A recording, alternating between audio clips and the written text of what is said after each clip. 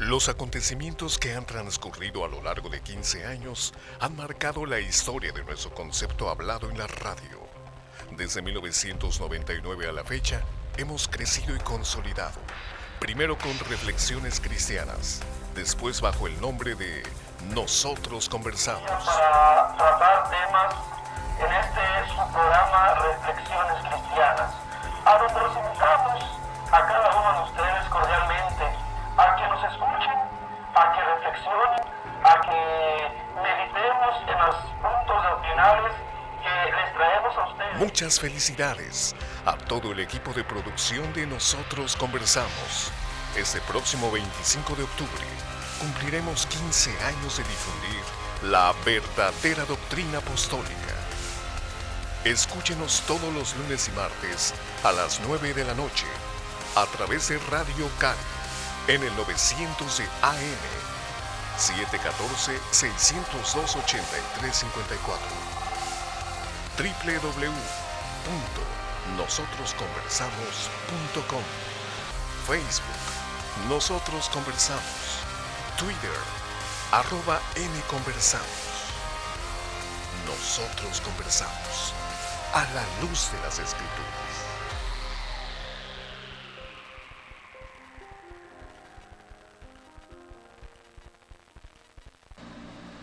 Muy buenas noches, le damos las gracias por sintonizarnos una vez más en este su programa Nosotros Conversamos. Un placer que nos acompañen nuevamente y también deseamos para todas las personas que la paz de Dios sea en sus corazones, donde quiera que se encuentren, donde quiera que estén.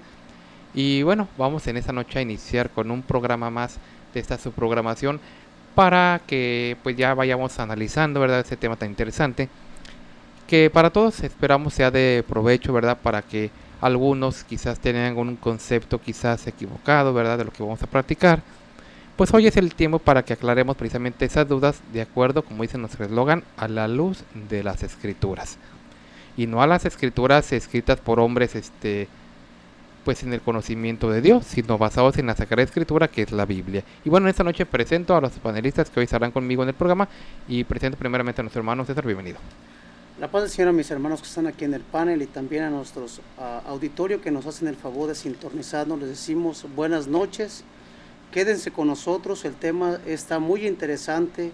Créanme lo que ustedes estarán también pues participando de este análisis que hemos hecho. Así es, y también presentamos a Eduardo en esta noche que nos acompaña. Al Padre Señor para mis hermanos que están aquí y a ustedes amigos que nos están escuchando, pues muy buenas noches y gracias por acompañarnos. Esperemos que no se vayan, quédense con nosotros porque es un tema interesante que vamos a tratar el día de hoy. Así es, y también le damos la bienvenida a Gerson que nos acompaña este día. Así es, deseamos que sea nuestro Dios quien pues nos ilumine, y no nomás a nosotros, a los que estamos acá, sino también a nuestros amigos que nos están escuchando. Para ellos es este programa y pues esperamos sea de su agrado.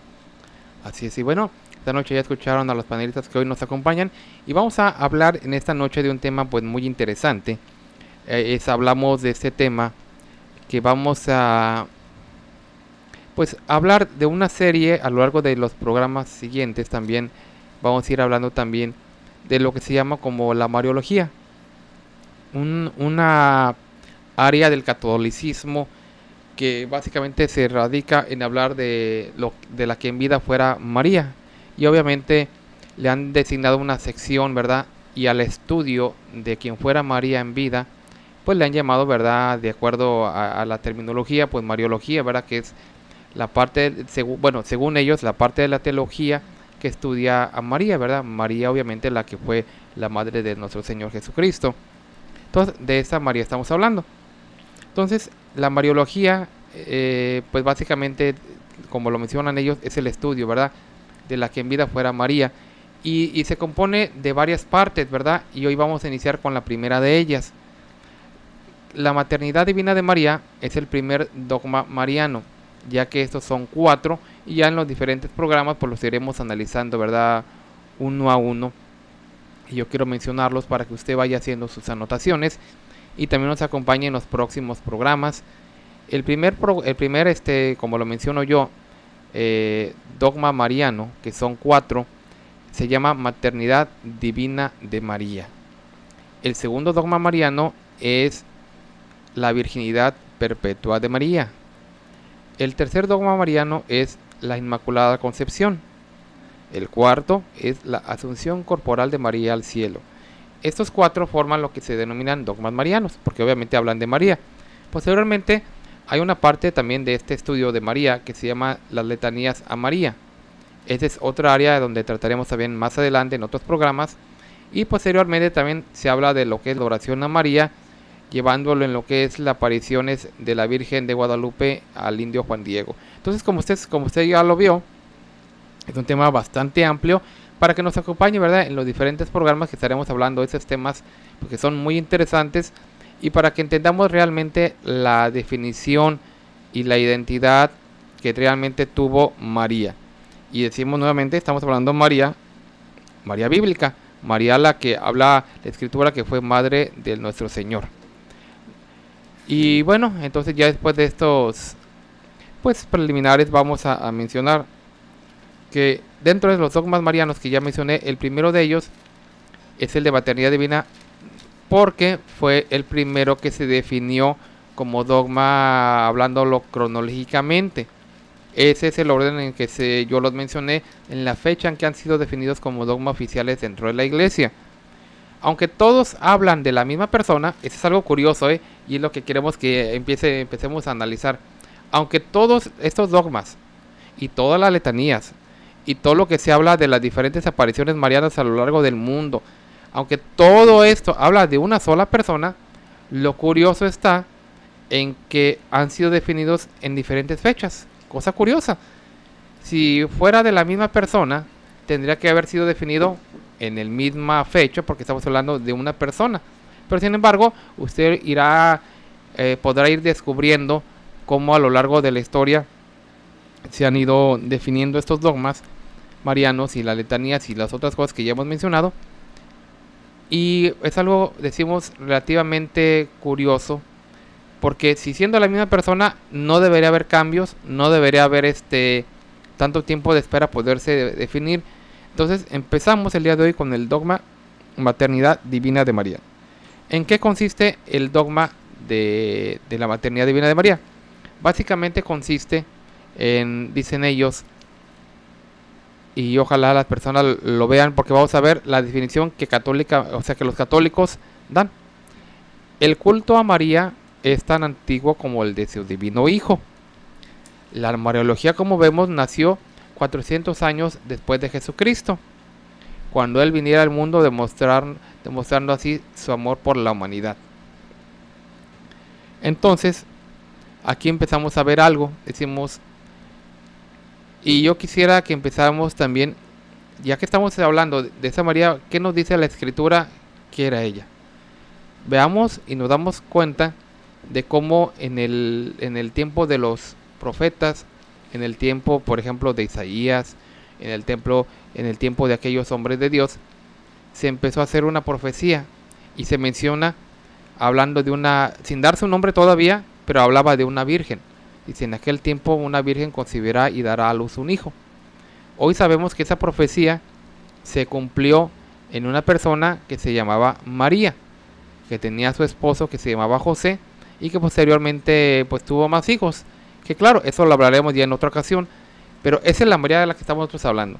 Pero sin embargo, vemos cómo la Escritura, a lo largo de todo lo que vamos viendo de los evangelios y algunas partes donde le menciona en el libro de los Hechos, pues jamás se le reconoce con este título que enseña la Iglesia Católica, que es el de reconocer a María como Madre de Dios. He ahí por qué el título de este dogma, porque estamos hablando de una maternidad, pero no estamos hablando de una maternidad común, que es es muy común entre las mujeres de este mundo. No, estamos hablando de una maternidad divina, y esa maternidad divina encierra que es alguien pues superior, o es madre de alguien del ser supremo, del ser divino. Entonces de ahí el nombre de maternidad divina, y estamos hablando, otra vez, valga la redundancia, de María. Entonces, en pocas palabras, este dogma consiste en que ellos han enseñado que María es Madre de Dios. Y el propósito del programa del día de hoy es claramente comprobar con la Escritura que no lo es así, que no que no es de esta forma. Y para eso pues, vamos a ver varios textos de la Escritura, pero también vamos a ver lo que dice la historia y por qué esperar más de 400 años para definir el dogma si es algo que ya se sabía. Porque la Escritura no titubea en llamarla Madre de Jesús. La Escritura no menciona o no la nombra de otra forma. Pero sin embargo, decimos, pasaron casi 400 años para que ella fuera pues nombrada con este título, ¿verdad? Entonces todo eso lo vamos a ir analizando en el programa para que se quede con nosotros y vea todo esto. Y también vamos a ir analizando algunos argumentos de los que defienden este dogma, como entre ellos es Flaviano Matuli Valente, que dice en su libro de Diálogo con los Protestantes que nosotros somos los que malinterpretamos el término. O sea, en realidad dice, no, es que nosotros no decimos que es Madre de Dios el Creador en sí. Lo que los protestantes, o sea, nosotros, dice, los que ustedes es que nunca han entendido realmente el concepto de lo que significa ser Madre de Dios, el por qué lo decimos nosotros. Y eso es lo que tenemos que entender. Pero bueno, hay mucho que hablar y vamos a iniciar, decimos nuevamente, hablando de ese tema que es la maternidad divina de María. Pero vamos a decir nosotros, a hablar, antes de la historia, decimos nosotros, hablar de un texto bíblico. Los invitamos a ustedes a que abran su Biblia en el Evangelio de Lucas, capítulo número 1, versículo número 35. Lucas 1:35, para la gloria de Dios, donde veremos claramente este acontecimiento hermoso donde nos habla de María. El ángel le respondió y dijo: el Espíritu Santo vendrá sobre ti, y la virtud del Altísimo te cubrirá. Por eso el santo ser que nacerá de ti será llamado Hijo de Dios.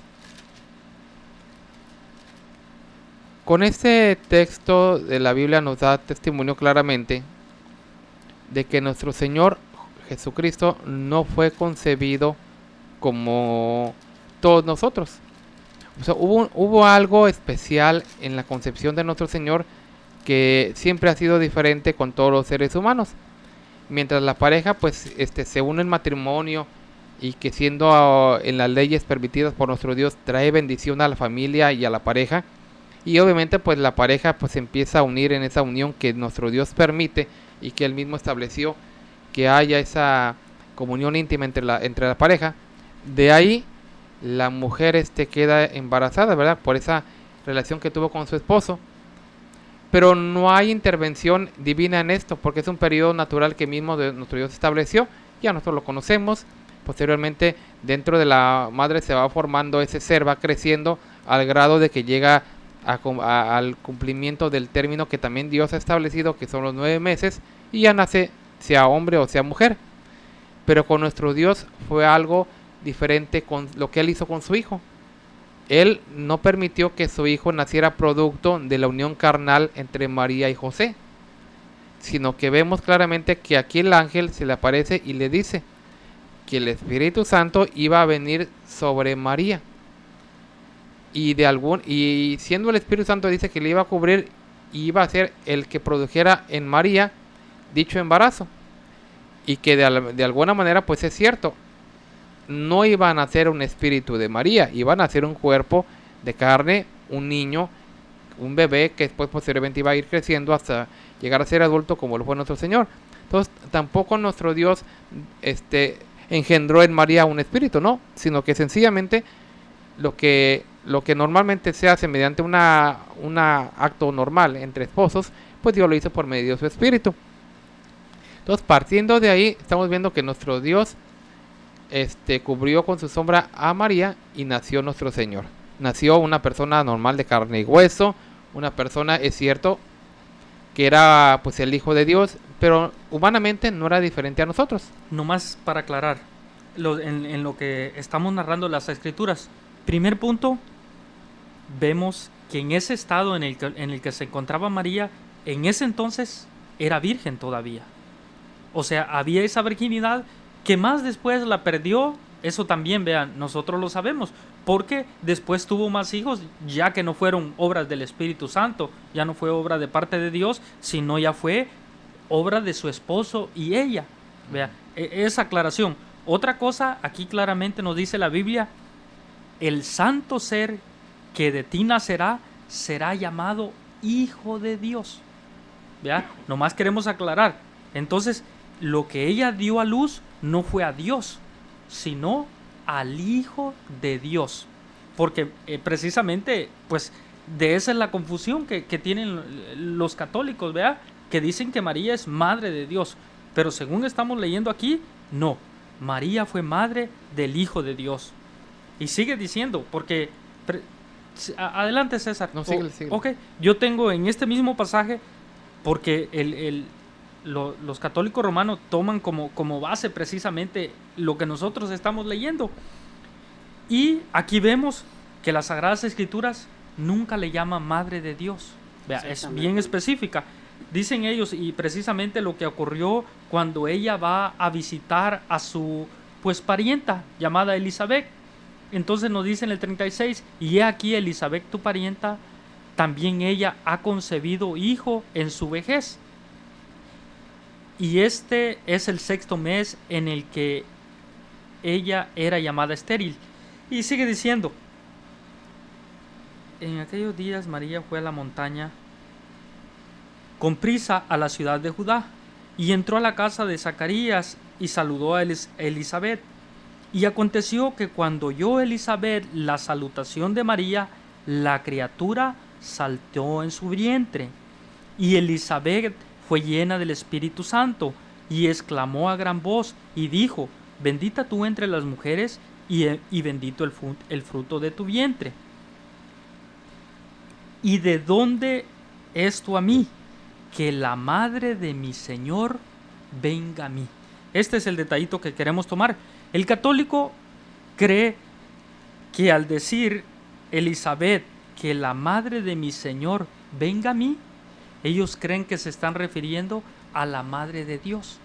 Pero si nosotros analizamos lo que Elizabeth expresó, no es la madre de Dios, sino madre de mi Señor. O sea, no hizo mal Elizabeth en pronunciar estas palabras. Al contrario, nosotros sabemos que Dios a su Hijo lo hizo Señor y lo hizo Cristo. ¿Vea? Entonces, lo que dijo, lo que profetizó, vamos a llamarle de esta manera, Elizabeth, no fue nada malo. Nunca las Escrituras le llama a María Madre de Dios, sino que le dijo que la madre de mi Señor venga a mí. Entonces, esos nosotros son los detallitos que queremos aclarar. No solo en este pasaje, hay muchos en las Sagradas Escrituras. Por ejemplo, yo quiero mencionar otro para que las personas vean cómo la Biblia narra y cómo se expresa acerca de la maternidad de María. En Gálatas capítulo 4, versículo 4 dice, al llegar la plenitud de los tiempos, envió Dios a su Hijo, nacido de mujer. O sea, nosotros sabemos que Dios en su plan, pues pasó mucho tiempo para que Dios enviara a su Hijo, porque Dios se había manifestado de muchas maneras anteriormente, a través de los profetas, a través de los reyes. Dios se había manifestado, pero quiso que en cierto tiempo Dios mismo se iba a manifestar a través de su Hijo, y su Hijo iba a venir nacido de una mujer. Entonces, así es como le llama las Sagradas Escrituras a la maternidad de María. Le llama como pues la madre de Jesús, como la madre del Hijo de Dios. Jamás vamos a encontrar en la Biblia que le llame madre de Dios, porque no lo es. Fíjate que el mismo Evangelio de Lucas, el versículo número 28, 29, más ella cuando le vio se turbó por sus palabras y pensaba qué salutación es esta. Más bien quería tomar el versículo número 30. Entonces el ángel dijo, María, no temas porque has hallado gracia delante de Dios. Entonces quiere decir que Dios ya había visto a María con los ojos con aquella dignidad que había visto en ella para que por medio de ella naciera nuestro Señor Jesucristo. Pero no que ella tuviera la oportunidad de que por medio de ella se iba a engendrar nuestro Dios. Yo quisiera tomar unas palabras que dijo este hombre que escribió este libro titulado Católicos Libres y Pensadores y Protestantes, escrito por Luis Rodríguez. Él toma y hace una reflexión para que la tomemos todos los que estamos leyendo, y hoy la pongo yo a conciencia de también ustedes, amigos Radio Escucha. Dice: ¿será posible que un jarro de barro se transforme en el hombre que lo fabricó? Yo creo que se necesita esta mentalidad desequilibrada para poder creer tal cosa. O sea, no podemos pensar nosotros de que quien formó al hombre, que Dios pueda, aquel jarro de barro, aquella mujer, se transforme en algo superior a quien lo formó. Esto es lo que dice este hombre llamado, ¿cómo dije? Luis Rodríguez. Y pues es coherente lo que él está pensando. ¿Cómo vamos a pensar, amigo Radio Escucha, que la mujer María, la Virgen María, aunque en el momento en que ella concibió al Señor Jesucristo era virgen por medio del Espíritu Santo, obviamente, se iba a transformar después? Y obviamente, como decía César en el dogma, 430 años después del Señor Jesucristo, iban ellos a creer que es madre de Dios, ¿verdad? Pues no. Hay muchos detallitos, muy, vamos a decir, claros en las Sagradas Escrituras. Cuando nos referimos a Dios, estamos hablando de un ser que crea, que tiene esa facultad. Entonces, Él es creador. Y ya cuando hablamos de María, aún si nos tomamos vamos bíblicamente, es un ser creado por Dios. Entonces, ¿cómo alguien que creó Dios se va a convertir en madre de Dios? Es ilógico. Yo creo que aquí cabe mencionar, hermano, y muy importante, en el Apocalipsis dice, hermano, yo soy el alfa y el omega. Él es el principio, hermano, y Dios no tiene fin. María, o sea, sí tuvo un principio. María estuvo, hermano. Entonces, quien crea a María fue Dios. O sea, no cabe aquí en ninguna mente, hermano, porque Dios quería que su pueblo supiera que después de Él no hay otro Dios. Y es importante, hermanos, mencionar, porque ya Cristo como que ya venía de parte de Dios viendo esta situación, que mucha gente que iba a querer igualarlo a Dios. Dice en el libro de San Juan 17:3, y esta es la vida eterna, que te conozcan a ti, el único Dios verdadero. Dios, Cristo, hablando de parte de Dios, deja bien marcado, que te conozcan a ti, el único. O sea, que no quería ninguna comparación y que pensara la gente que Cristo, el Hijo de Dios, quería ser igual a Él.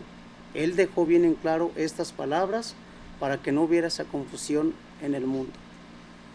Y precisamente nos extraña que pues las Sagradas Escrituras no nos da testimonio.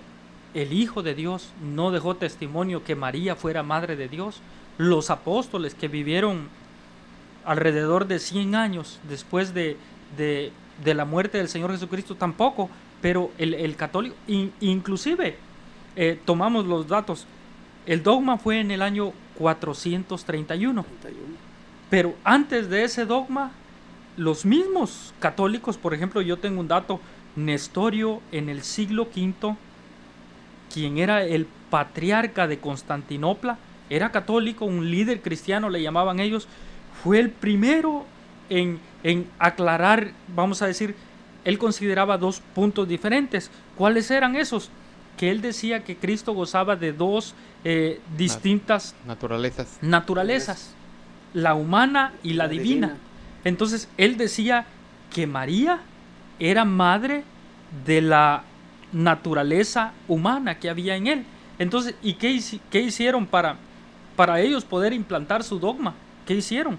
Bueno, también tengo ese detalle. En el año precisamente 430, un año después del dogma, el Papa Celestino I, en el Concilio de Roma, condenó la doctrina de Nestorio. Y si nosotros nos ponemos a analizar las Sagradas Escrituras, vemos que quien tenía más razón fue al que condenaron, a Nestorio, ¿verdad? Porque él decía que María no es madre de Dios. Eso es lo que Nestorio afirmaba. Pero pues el Papa lo condenó, ¿para qué? Para poder implantar así esa mentira, ese dogma. Inclusive yo tengo otro dato también que es muy importante. Antes del dogma, entre el credo que tenían los mismos católicos, porque siempre han tenido credos ellos, entonces nos dice que en el credo de los apóstoles, la frase que ellos tenían acerca de María y acerca de Dios y acerca de su Hijo era la siguiente: creo en Dios Padre Todopoderoso y en su Hijo único, nuestro Señor, que nació de la Virgen María. Si analizamos las palabras, están correctas, pero ese era el credo antes del dogma. Entonces aquí leemos y estaba bien lo que ellos estaban afirmando, porque decían claramente: creo en Dios Padre Todopoderoso y en su Hijo único, el Señor Jesucristo, que nació de la Virgen María. O sea, ahí no había ningún error, estaban mencionándolo bien. Aquí no se mencionaba como Madre de Dios todavía. Estamos hablando antes del año 431, pero después que implantaron su dogma, ya entonces ya no lo mencionan a María, nacido, al Hijo de Dios, nacido de María, sino ya lo mencionan como Madre de Dios. Entonces ahí es donde ya empiezan ellos a meter su engaño. Claro que sí, y mira cómo es la cuestión de cuando ellos metieron ese engaño, se juntaron, dice la historia, que 200 obispos de todo el mundo y llevando antorchas. Pues ese fue cuando empezaron a engañar a las gentes. Dijeron: no, sabes, Nestorio fue hereje y dijo que no era madre de Dios, pero sí es madre de Dios, según la reunión que tuvieron estos 200 obispos, y tomaron una gran procesión con antorchas y empezaron a gritar. Fue cuando empezaron, en el año 1431 fue cuando empezaron a rezar lo contrario a lo que tú decías: Santa María, Madre de Dios, ruega por nosotros los pecadores, ahora y en la hora de nuestras muertes. Y si analizamos esas fechas, ¿cuál es la razón? Si nosotros les preguntamos, ¿cuál es la razón para haberla hecho Madre de Dios? ¿Cuál es la razón? Yo creo que, hermano, entra aquí algo muy importante. Aquí venían ellos no tanto una cuestión religiosa.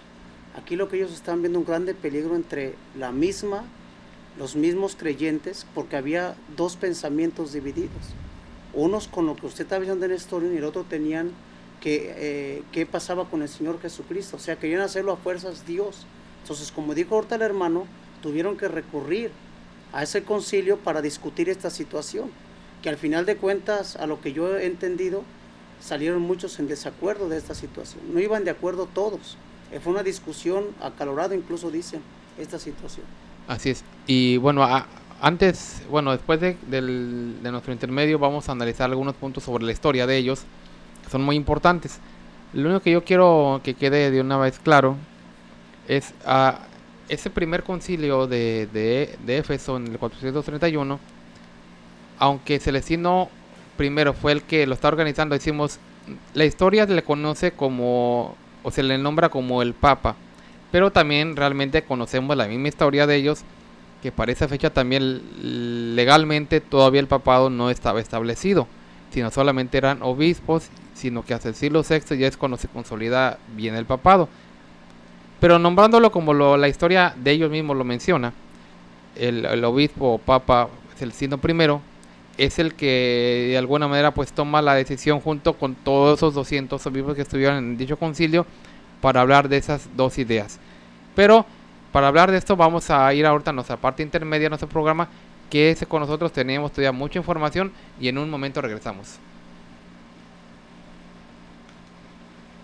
15 años de análisis. Día para tratar temas en su programa Reflexiones Cristianas, a donde los invitamos a cada uno de ustedes cordialmente a que nos escuchen, a que reflexionen, a que meditemos en los puntos doctrinales que les traemos a ustedes. 15 años de reflexiones.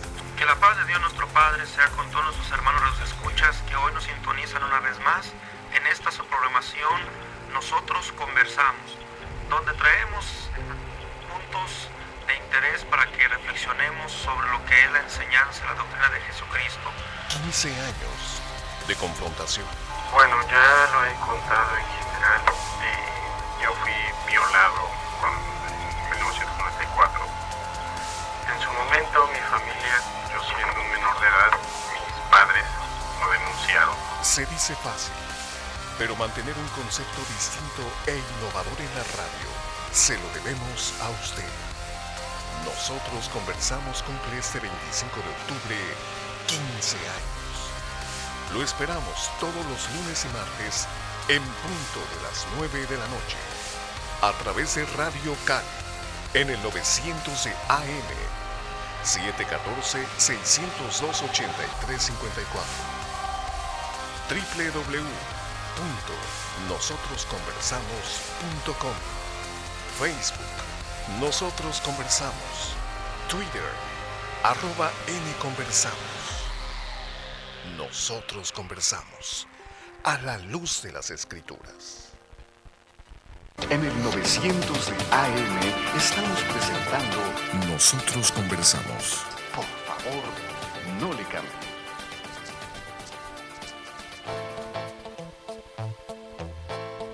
Para mayor información acerca de la Iglesia La Luz del Mundo, usted puede encontrarnos en 112 North Arizona Avenue, el este de Los Ángeles, área 323-267-1901. 785 Junípero Avenue, Long Beach, California, área 562, 439-5938. 379 East Orange Grove, Pasadena, California, área 626-432-8658. 310 Calle Cuarta Sur, Redlands, California, área 909, 768-4943. 212 Santa Ana Boulevard, Santana, California, área 714-542-3256.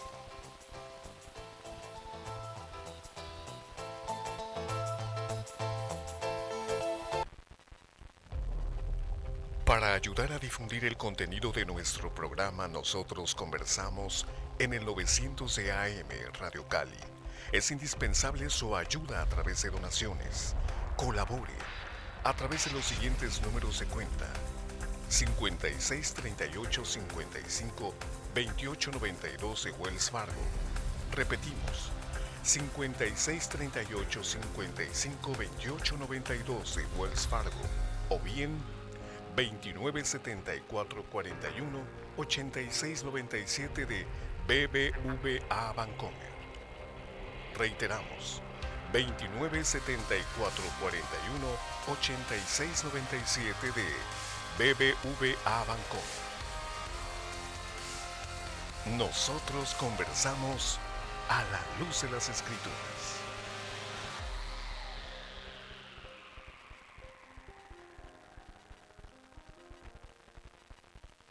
Continuamos con ustedes en este subprograma Nosotros Conversamos. Estamos hablando de un tema muy interesante que es el primer dogma mariano, la maternidad divina de María. ¿En qué consiste este dogma? Bueno, consiste en que ellos llaman a María como Madre de Dios. Platicábamos antes del corte, si usted no tuvo la oportunidad de acompañarnos desde un principio, que este dogma pues es realmente el resultado, número uno, de no haber un hombre de Dios que les enseñara realmente cómo son las cosas. Número dos, al no haber hombre de Dios, pues no había revelación de Dios tampoco.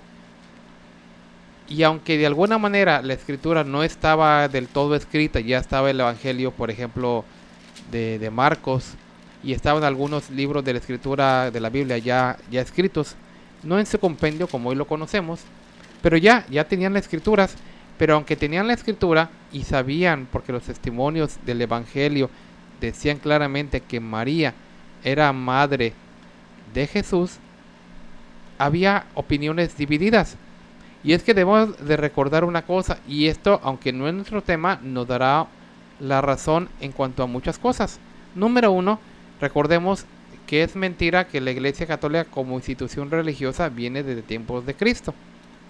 Esto es totalmente una mentira, que ya lo hemos hablado en otros programas. Es hasta el siglo IV cuando después del edicto de Milán y cuando al final del siglo IV, cuando tercero, cuando Constantino pues ya da la libertad de religión pública y establece como religión oficial del Estado, pues lo que en ese entonces era pues el grupo de sobrevivientes, podríamos decirlo así, de las persecuciones, y que formaron prácticamente ya ahora sí el catolicismo. Pero recordemos que antes habían sido perseguidos por todos los emperadores de aquellas épocas. Entonces es mentira que digan que había realmente desde Cristo la Iglesia Católica como institución religiosa. No es cierto. Al morir los apóstoles, sabemos y conocemos que la Iglesia, los fieles en Cristo, pues durmieron y la Iglesia fue recogida. Y el hombre de Dios, el último de los apóstoles, también duerme y Dios lo recoge también. Entra la apostasía en plenitud, y es precisamente cuando ya no hay revelación de Dios, pues empiezan estos debates. Pero ya pasando el siglo IV vemos cómo no había tampoco, por eso yo decía, no es verdad que existan los papas desde el tiempo de Cristo, porque aquí estamos viendo que en aquellos años se manejaba por patriarcados, o sea, era o imperios, era una extensión de territorio que tenía cada quien pues sumamente grande. No solamente era un país, sino que eran pues realmente pues imperios grandes, considerables. Y en aquellos años estamos hablando de que había 3 principales, y por eso se mencionan en este caso. Por ejemplo, Cirilo era el patriarca de Alejandría, que realmente abarcaba pues una grande jurisdicción. Estamos hablando de que Nestorio era el otro patriarca, pero de la jurisdicción que podríamos decir que abarcaba mucho territorio de Constantinopla. Y estamos hablando de que Celestino I era el obispo de Roma. Entonces ellos 3, podemos decirlo así, eran las personalidades de aquellos años, las más importantes, y que las que gobernaban al naciente grupo de la Iglesia Católica, porque recordemos que no tenía mucho como establecido ya como una institución, porque estamos hablando de que no habían pasado ni 50 años de que había sido ya declarada como religión oficial del Estado. Pero sin embargo, repito yo, al no haber hombre de Dios, había esta clase de debates que unos decían una cosa y otros decían otra cosa. Y también aquí podemos verlo de esta otra forma. Si realmente el obispo de Roma era el vicario de Cristo, curiosamente el que era opuesto y que también era parte de la Iglesia Católica era el que pensaba de alguna manera más cuerda que él. O sea, aquí estamos viendo algo que es, por eso yo decía que lo analicemos bien claramente. El que debería haber pensado, por ser supuestamente ahora sí que el representante o el sucesor de Pedro, que era Celestino, porque es el que venía en la descendencia de los obispos de Roma, supuestamente, es el que tenía opiniones contrarias a lo que fue María. Y Nestorio, que aunque era parte de la iglesia, pero él formaba parte de otra jurisdicción que era Constantinopla, pensaba diferente, y él decía que no podía llamársele madre de Dios porque era madre de Jesús. O sea, estaba más cuerdo el otro, que aparentemente no venía en la lista de sucesores, que el mismo sucesor aparentemente. Y otra cosa, si así hubiera sido, ¿por qué estaban en debate si los 3 eran de la misma iglesia naciente, que era la Iglesia Católica? ¿Por qué no había unidad y por qué no había entre ellos esa, pues sí, básicamente esa unidad, ese pensamiento, que estuvieran diciendo, no, es que esto es así porque la Escritura así lo menciona claramente? O sea, no había realmente, no era un punto doctrinal, era algo tan sencillo ver, que ¿quién fue María? Fue la madre de Jesús. Es como si hubiéramos preguntado, bueno, ¿quién fue Lucas? Pues Lucas fue un evangelista, pero que también fue un médico, y bueno, sus datos, ¿verdad? ¿Y quién fue fulano de tal? Bueno, pues fue esta persona. De la misma manera, bueno, ¿quién fue María? Pues fue una mujer a la cual Dios sí escogió, una mujer santa, porque eso es lo que también tenemos que aclarar. Mucha gente cree que al hablar de esos temas estamos demeritando a la Virgen, y no es cierto. tuvo una muy grande bendición. Exactamente. Pero eso no la hace lo que ellos la quieren. Exactamente. Entonces, reconocemos el lugar que ella tuvo. Y por eso decimos, es lo que debieron haber hecho ellos nada más. Bueno, fue una mujer santa que Dios la usó para que naciera su hijo y punto. Ah, no. Se pusieron ahí a escarbar y revolvieron, decimos otra vez, al no tener la revelación de Dios, ya empezaron de alguna manera a meterse en lo que es la divinidad de Dios. Que si tiene una naturaleza, o que si son dos, que si Dios y Cristo son del mismo, cuando ya el apóstol Pablo había sido tan claro. Y si nos vamos a ver más atrás, desde el tiempo de Moisés, claramente nuestro Dios ya se había dado a conocer como un Dios único, y así le había hablado al pueblo de Israel. Y el Hijo de Dios especificó el lugar que él tenía y el lugar que tenía el Padre. Exactamente. No en una ocasión, en muchas ocasiones, pero pues... Entonces, material, o sea, en aquellos tiempos tenían la ley, los salmos y los profetas, más los evangelios. O sea, testimonio de que la Biblia las escrituras de aquellos años dijeran de que Dios era espíritu y de que Dios era un Dios único y de que Dios había mandado a su Hijo para la salvación del mundo, lo tenían, porque la letra la tenían. Pero ¿qué no tenían o qué les faltaba? La revelación de Dios. Era lo que no tenían. Entonces, al no tenerla, pues empezaron a hacer su mezcla, su revoltura, y empezaron a hacer sus conjeturas. Y decimos, y fue 400 años más tarde, cuando ya, pues de alguna manera empiezan con esto. Pero decimos, bueno, pero ¿qué decía esa famosa definición del concilio de Éfeso? Porque vemos que se reunieron en esa parte, en esa región de Éfeso, donde estuvo precisamente el apóstol Pablo. Y cosa curiosa, mientras el apóstol Pablo enseñó a la iglesia y les decía que aunque haya muchos que se llamen dioses, para nosotros solamente hay un Dios, el Padre, y un Señor Jesucristo, del cual proceden todas las cosas. Entonces, vemos claramente que mientras el apóstol Pablo enseñó a la iglesia en su tiempo y en su administración que solamente había un Dios y solamente había un Señor Jesucristo, eso también, hablando de que la Trinidad tampoco existe, y que eso es lo que también se definió años más antes en el concilio de Nicea, hablando de cuando se empezaron a decir que Dios era tres personas y todo eso. Vemos que teniendo un testimonio tan claro en la escritura, empezaron con sus revolturas, y ya fue en el concilio de Éfeso cuando ya con apoyo de los 200 obispos, pues imagínate, más de 200 personas con una idea de que sí era madre de Dios, o sí era correcto llamarle madre de Dios. Y el pobre Nestorio, aunque era el más cuerdo, podemos decirlo así, era el que, pues él no tenía de alguna manera un apoyo como el otro. Entonces, pues bueno, al final de cuentas se define por mayoría de votos en el concilio de Éfeso, en la sección cuarta. Y fíjate que le pusieron al documento donde se definió un nombre en latín. Está un poquito largo y a veces un poquito difícil de pronunciar, que se llama Munificentissimus Deus, que significa el Dios que todo lo puede o lo realiza. En este documento llamado con ese nombre, hicimos en la sección primera, dice lo siguiente, y ojalá lo vamos a ir leyendo, porque así lo dice. Esta definición dogmática también la puede usted encontrar en un libro llamado El Magisterio de la Iglesia, escrito por Enrique Denzinger, que hace una compilación de todas las definiciones dogmáticas, precisamente hablando desde el símbolo anatasiano, o desde las primeras definiciones del concilio de Nicea hasta, pues también hasta la década de los 60, ¿verdad? De 1960 también ahí incluye la última definición del dogma de la Asunción de María.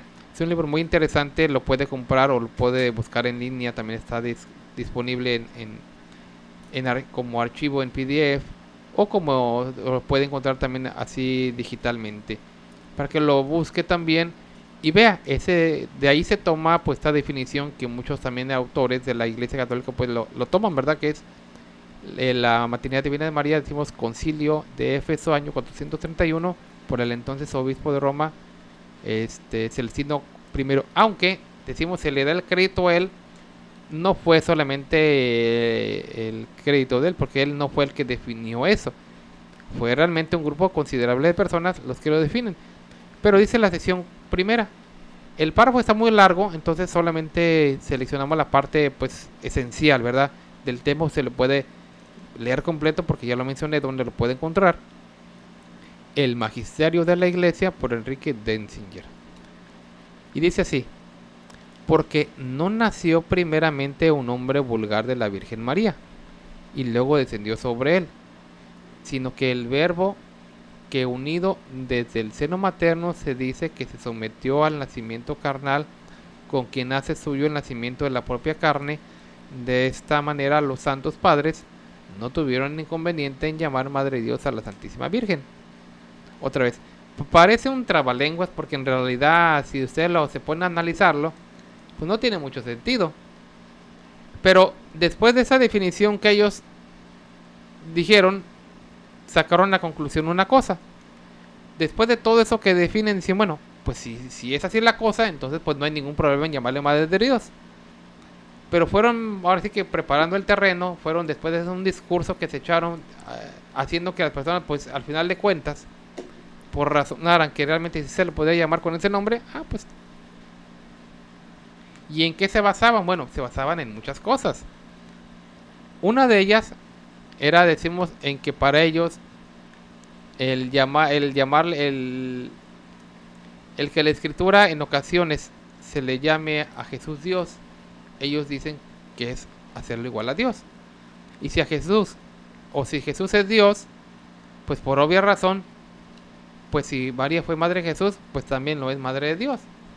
Eso es la conclusión de ellos, que si de alguna manera se le llama Dios, o si es Dios, pues también se le puede llamar madre de Dios. Y en el canon primero de dicho concilio lo dicen de una manera ya categórica: si alguno no confiesa que Jesús o que Dios es según verdad el Emmanuel, y por eso la Santa Virgen es madre de Dios, pues dio a luz al Verbo de Dios, hecho carne, sea anatema. Otra vez, si alguno no confiesa que Dios es según verdad el Emmanuel, y por eso la Santa Virgen es madre de Dios, pues dio a luz carnalmente al Verbo de Dios hecho carne, sea anatema. Esa es la definición dogmática o definición textual del Concilio de Éfeso. Lo que pues después de tanta polémica o después de tanta problema fue el resultado, ¿verdad? Bueno, en pocas palabras, saben que Jesús es Dios, por lo tanto María es madre de Dios. ¿En qué te basas? Bueno, pues hay un texto, ¿verdad?, donde dice la Escritura, precisamente cuando anunciaba el nacimiento de nuestro Señor Jesucristo, decía que iba a ser llamado Emmanuel. ¿Y qué significa Emmanuel? Significa Dios con nosotros. Y si entonces Jesús iba a ser Dios con nosotros, entonces era Dios. Y si era Dios, entonces no tiene nada de malo llamar a María madre de Dios, porque al final de cuentas es su madre. O sea, veamos todo ese enredo de juego de palabras con la finalidad de decir, no, es que sí es madre de Dios, para que al final de cuentas pues nosotros nos demos cuenta de eso. Y eso es básicamente lo que se define en dicho concilio. Yo quiero analizar un poquito eso. Lo que María tuvo fue una grande bendición, enorme, grande, un privilegio muy grande. Pero vamos a la intención de estos hombres. Vea, quererla poner en el lugar de Dios. Ajá, y de Dios y también de su hijo, porque fue madre del hijo de Dios. O sea, la intención de ellos. La Biblia, vea, nos da testimonio de Dios, nos da testimonio del Hijo de Dios, el lugar que ellos tienen, pero también nos da testimonio de la hermana María, ¿vea? Y el hecho que ella haya tenido esa grande bendición, ni Dios la pone en un lugar de divinidad como el católico dice, sino como un lugar de bienaventurada. La pone como un lugar de una mujer que halló gracia delante de Dios, pero nunca la pone al frente de la iglesia. Nosotros vemos, después de Cristo, Dios a quien puso al frente de la iglesia fue a los apóstoles, ¿vea? Y María estaba con vida. Todos estos detallitos nosotros vemos. Yo lo que quiero analizar es la aberración de ellos, ¿vea? Si el católico considera a tres cosas divinas, pues ellos ya al hablar de la maternidad divina de María, ya entonces no son 3 cosas divinas, serían 4. Exactamente. Porque si hablamos de Padre, Hijo y Espíritu Santo, pero María es madre de Dios, entonces ya estamos hablando de otra divinidad. De un Dios. Entonces, ¿a dónde quedaría la Trinidad? Que ellos mismos. Y mire, hermano, algo bien importante que hasta el día de hoy ellos, situación para ellos dicen es un misterio. O sea, a pesar de que hicieron este concilio, hermano, ellos todavía siguen diciendo esto es un misterio. Y usted ahorita lo mencionó, hermano. La idea de ellos al hacer todos estos tipos de concilios y estos tipos de, pues sí, de concilios, era, hermano, precisamente elevar a María, a la Madre de Dios.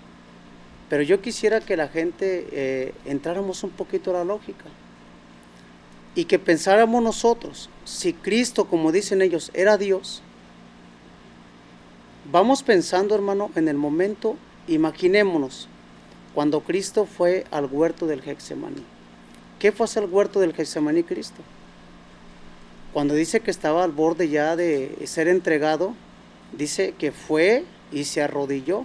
O sea, nomás entremos en la lógica.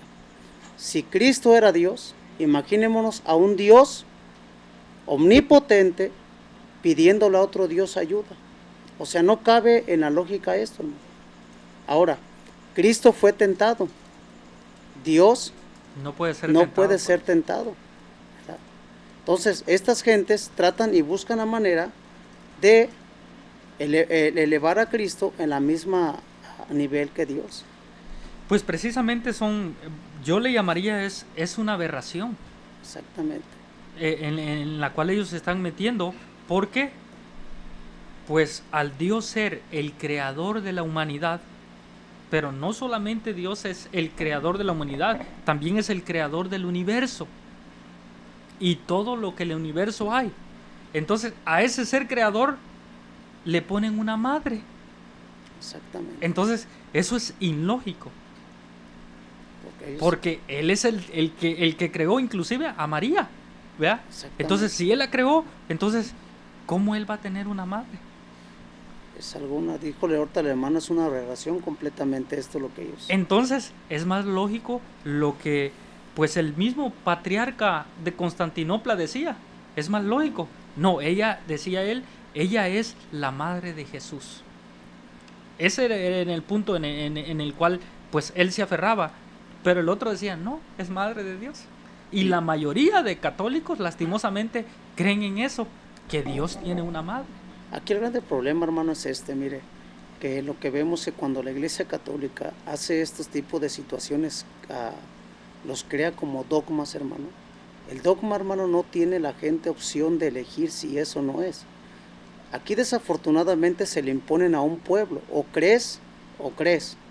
No es esto, hermano, algo que la gente pueda decir, a ver, explícamelo. O sea, ellos tienen que aceptar y decir así es y así es. Y si no, se tienen que atender a las consecuencias. Yo estaba pensando acerca de lo que ustedes están hablando y lo que habló también César, que aunque fue una manera que sonó como un poquito larga, pero era una breve recopilación de lo tanto que ellos, para que podamos nosotros comprender, y amigo Radio Escucho, puedas comprender error tan grande en el cual estás viviendo por ser parte de creer en estos dogmas. Yo estaba pensando en lo que algunos historiadores, como lo hace Luis Rodríguez, y algunos otros que ya hemos leído en algunas otras ocasiones, ellos lo que procuran hacer, inclusive se cuentan, es como a pesar de saber que están en error y a pesar de saber que van a engañar a mucha gente, ellos como que quieren formar parte de una historia, aunque sea una historia errada, equivocada, ellos aferran y para ello, inclusive yo había pensado lo que dijo el hermano, lo hacen como dogma, con tal lo hacen dogma, más bien no como dogma, lo hacen dogma para quedar dentro de una historia que viene llena de errores, llena de herejías, llena de mentiras, porque saben, leen la Escritura, leen la palabra del Señor. Obviamente, no están bajo la revelación de un apóstol de Dios. Por eso es que no pueden entender lo que hoy estamos nosotros, mis hermanos, en la gracia de Dios, hablando a través de las Sagradas Escrituras. Pero ellos en ese error están, y pues, amigo Radio Escucha, piensa, razona, analiza lo que está hablando, lo que estamos hablando nosotros, lo que los historiadores dicen de estas situaciones que se vienen realizando en el clero romano a través de muchos años, y los ponen por medio de dogmas que son no a consideración, sino a como una imposición, hermano. Como imposición, ¿verdad? Yo casi se nos termina nuestro programa. Yo quiero nomás sacar algo para que nuestros amigos que nos escuchen, pues analicen. María, estando en vida, vea, gozando de vida, de salud, la Biblia no nos da testimonio de que la primitiva iglesia, los cristianos que habían creído en el Hijo de Dios y que lo habían visto sacrificarse, y que habían creído que había ascendido a los cielos, ¿por qué no ellos, después de que ya no estaba el Hijo de Dios, por qué no corrieron con la Madre de Dios? ¿Vea? Al faltar el Hijo de Dios, ¿por qué no corrieron con la Madre de Dios? Para que ella pues le pidiera a su hijo, o como le quiera llamar el católico, a su esposo, a Dios, o Madre de Dios, inclusive le quieren llamar. ¿Por qué la Biblia no nos da testimonio de todo? Obviamente, hermano, porque Cristo había enseñado, a ellos los había enseñado que solamente había un Dios, y ellos estaban adoctrinados por él. Y sencillamente, ¿sabe? Inclusive ella, ¿por qué no se atrevió a tomar un lugar de honra, un lugar divino, como ellos le llaman? ¿Por qué no ella exigió eso? ¿Por qué? Sencillamente, porque no tenía ese lugar. María no fue madre de Dios. María tuvo el privilegio de que en su vientre naciera el Hijo de Dios. Bueno, pues nos despedimos de ustedes, deseándoles una excelente noche, y el día de mañana los esperamos en este subprograma Nosotros Conversamos. Continuaremos hablando de este tema tan interesante, y por ahorita nos despedimos hasta el día de mañana. Que Dios los bendiga. Dios los bendiga. Por la bendita oración del Santo Apóstol de Jesucristo, Samuel Joaquín Flores, ha sido posible que usted escuche mensajes de vida a lo largo de 15 años. 15 años de difundir la palabra de Dios. 15 años de llevarle a usted una palabra de consuelo y salvación.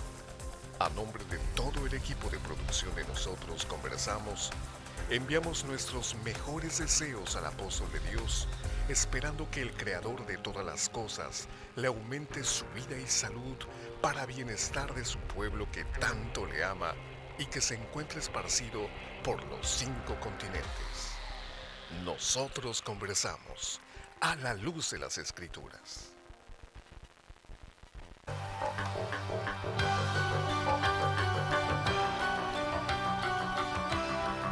Nosotros Conversamos no es un programa más, es un verdadero acto de radiocomunicación humana, el fundamento de la doctrina del Señor Jesucristo a la luz de las Escrituras. Los jóvenes te esperan en la próxima emisión a las 9. Nosotros Conversamos. Conversaciones inteligentes.